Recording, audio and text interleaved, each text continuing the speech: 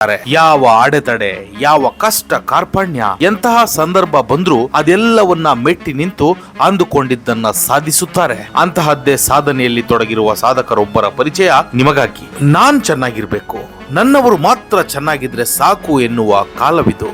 ಸದಾ ಸ್ವಾರ್ಥತೆ ತುಂಬಿಕೊಂಡಿರುವ ಈ ಕಲಿಯುಗದಲ್ಲಿ ಈ ಸಾಧಕ ಮಾತ್ರ ನಾವೆಲ್ಲರೂ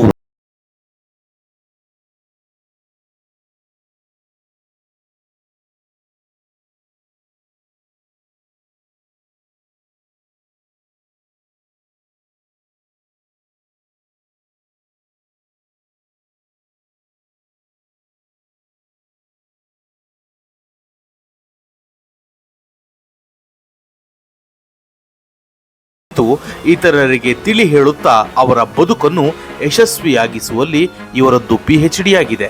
ಎಲ್ಲರೂ ಬದುಕುತ್ತಾರೆ, ಆದ್ರೆ ನಮ್ಮ ಬದುಕಿಗೊಂದು ಅರ್ಥ ಸಿಗಬೇಕು ಮತ್ತು ಅದು ಇತರರಿಗೆ ಮಾದರಿ ಆಗಬೇಕೆಂದು ಸದಾ ಸಮಾಜಕ್ಕೆ ಒಳಿತನ್ನ ಬಿತ್ತುವ ರಾಣಿ ಬೆನ್ನೂರಿನ ರಾಜನಂತಹ ಧೀಮಂತ ಈ ರವೀಂದ್ರ ಕುಲಕರ್ಣಿ ಕಳೆದ 25 ವರ್ಷಗಳಿಂದ ಡೈರೆಕ್ಟ್ ಮಾರ್ಕೆಟಿಂಗ್ ವಿಭಾಗದಲ್ಲಿ ವೃತ್ತಿ ಬದುಕನ್ನ ನಡೆಸುತ್ತಿರುವ ಇವರು health adviser, personality development trainer ಕೂಡ ಹೌದು. ಪ್ರಪಂಚದಾದ್ಯಂತ ಸಂಚರಿಸಿ 20ಕ್ಕೂ ಅಧಿಕ ವಿದೇಶಗಳಿಗೆ ಪ್ರಯಾಣಿಸಿ ಅಲ್ಲೂ ಕೂಡ ತನ್ನ ಪ್ರಭಾವವನ್ನ ಹಾಗೂ ತನ್ನ ಜ್ಞಾನ ಭಂಡಾರವನ್ನ ಉಣಬಡಿಸಿದ ಸಾಧಕ ಈ ರವೀಂದ್ರ ಕುಲಕರ್ಣಿ.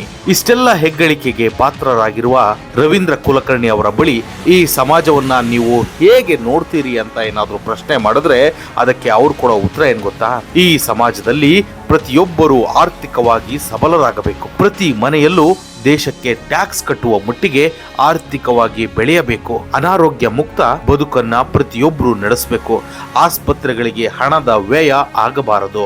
ಅನಾವಶ್ಯಕ ಹಾಗೂ ಕೌಟುಂಬಿಕ ವಿಷಯಗಳು ನ್ಯಾಯಾಲಯಕ್ಕೆ ಬಂದು ಆತ್ಮೀಯರು ಬಂಧುಗಳು ದೂರಾಗುವುದನ್ನ ನಿಲ್ಲಿಸಬೇಕು. ನಾವಿರುವ ವಾತಾವರಣದಲ್ಲಿ ಜಾತಿ ಮತ ಭೇದವಿಲ್ಲದೆ ಎಲ್ಲರೂ ಸಮಾನರು, ನಾವೆಲ್ಲರೂ ಒಂದು ಕುಟುಂಬದವರು ಎಂಬ ಭಾವನೆಯಲ್ಲಿ ಜೀವನವನ್ನ ರೂಪಿಸಿಕೊಳ್ಳುವಂತ ಮನಸ್ಥಿತಿಯನ್ನ ಈಗಿನ ಮಕ್ಕಳಲ್ಲಿ ಮೂಡಿಸುವುದೇ ನನ್ನ ಬಹುದೊಡ್ಡ ಗುರಿ ಎಂದು ಉತ್ತರಿಸುತ್ತಾರೆ.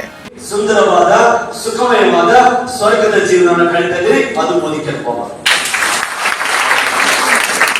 ಎಷ್ಟೊಂದು ಅದ್ಭುತ ಪರಿಕಲ್ಪನೆ ಅಲ್ವಾ ಈ ರವೀಂದ್ರ ಕುಲಕರ್ಣಿ ಅವರು ಹೇಳ ಹೊರಟಿರುವಂತಹ ಯೋಚನಾ ಲಹರಿ. ಒಟ್ಟಾರೆ ಅವರ ಈ ಎಲ್ಲ ಆಶಯಗಳು ಕಾರ್ಯರೂಪಕ್ಕೆ ಬಂದು ಈ ಸಮಾಜಕ್ಕೆ ಒಳಿತಾಗಲಿ, ಸುಖ